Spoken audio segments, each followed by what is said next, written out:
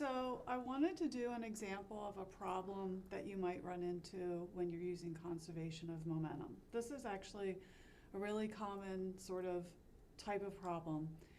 This is a perfectly inelastic collision. So a perfectly inelastic collision occurs when two objects that were traveling independently before the collision actually become connected, like they smash and get entangled, whatever happens. And then after the collision, they are moving as a single object. Obviously, there's a lot of energy lost when this happens, and so in this scenario, kinetic energy is not conserved, but as is in every collision, momentum is. So I wanted to just go through how we might go about solving this. I also made it a two-dimensional problem because we want to get used to applying the conservation of momentum in 2 dimensions. So the scenario is that we have two cars of the same mass, just made it a little simpler. They're approaching a 4-way intersection, happens to be icy. Car A is traveling north at 30 meters per second. Car B is traveling east. We're not told how fast it's going. After the collision, they stick together and they travel as a single unit at a direction 28 degrees north of east.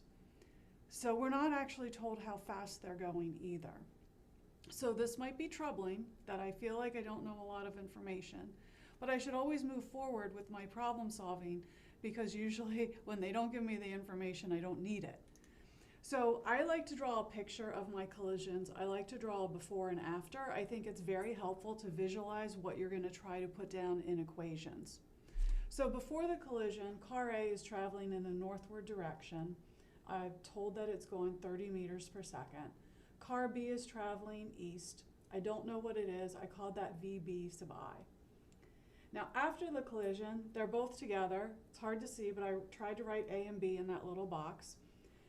They're moving with some final velocity, which is directed 28 degrees north of east.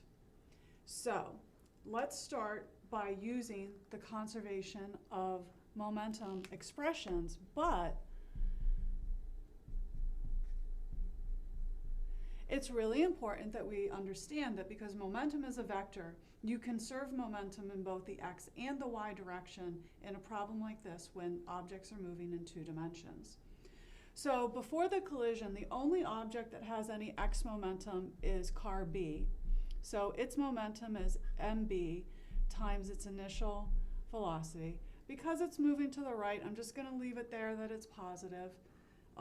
If it was going to the left, I might put in a negative sign, or I might have left it to the algebra. We'll bring it when I solve for the answer. Either way works. After the collision, we have the combined mass of car A and B moving at a final velocity, but we have to find the x component of this would be given by V final times the cosine of 28 degrees. So all this together represents the final x component of velocity. So we have that. We can simplify it a little because MA and MB are the same. And so I could write this as MB, VB initial equals 2MB, V final, cosine of 28 degrees. And I could actually then eliminate the mass of B from this and just write it as VB initial is equal to V final, cosine of 28 degrees. And so that makes things a little bit more simplified for me. I'm going to sort of put a little box around this equation because I think it's pretty important. I'm going to use it in a minute. Now I also have conservation of momentum in the y direction. And actually, because of the fact that I can use the conservation of momentum but break it down into its x and y components, actually gives me 2 equations to work with, which is good because I took note of the fact that when I was reading the problem, there were 2 quantities that they didn't give me, the final velocity and the initial velocity of car B. But I have now two equations, at least I'm going to in a minute, and so that makes me feel better. I know that algebraically I can solve this problem. So in the y direction, we had object A, I don't have to call it object A, it's car A, traveling with a velocity of 30 meters per second. After the collision, I have the combined cars, mass A and mass B, and the y component of the velocity, which would be given by v final times the sine of 28. Again, I'll just write this as v final y. Just like I did up above, because these masses are equal, I can write this as ma times 30 plus 2, equals 2ma times v final sine of 28, and then those cancel out, and I can write 30 is equal to twice. I forgot my 2 up here, sorry. Let's put that 2 back up there that I missed. 2 times v final sine of 28 degrees. And so this becomes my second expression that I can work with. And I'm going to number them. I'm going to call this one number 1 and this one number 2. And I'm trying to think, like, how can I solve those simultaneously? And I noticed that in both of the terms I have v2 final, and then I have this trig function. And one of the tricks that we don't use too much is dividing equations by each other. And I think that's what I'm going to do here, because I know if I divide one equation by the other, the v final is going to disappear, and I think this is all going to work out pretty nicely for me. So I'm going to take equation 1 and divide by equation 2.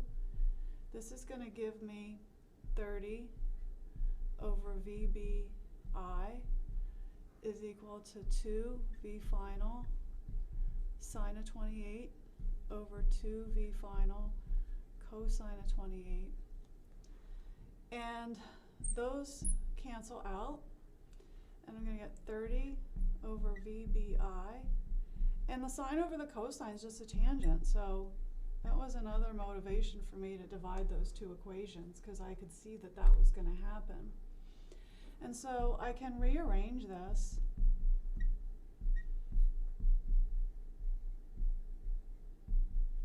And find that the initial velocity of car B is equal to 30 meters per second over the tangent of 28. And that turns out to be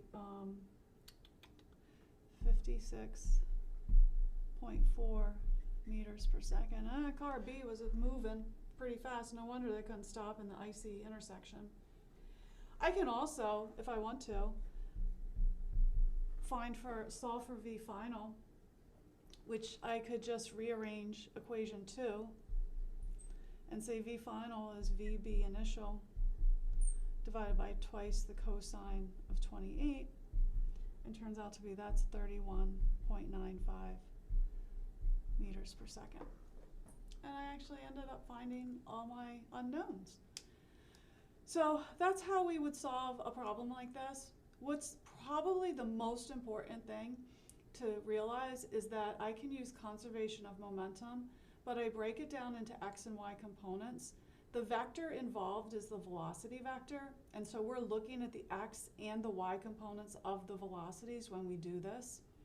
The other thing that's important to note is that I did not automatically assume that kinetic energy was conserved. We should never assume that unless we're told that it's true.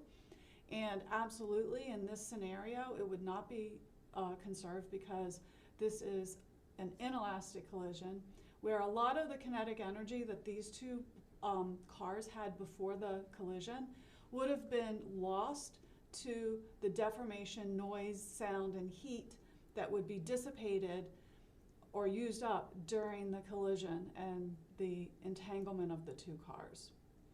So use this as a model for doing a two-dimensional momentum problem. We don't always have to have them tangled up, but the general idea is going to be very similar. All right, bye.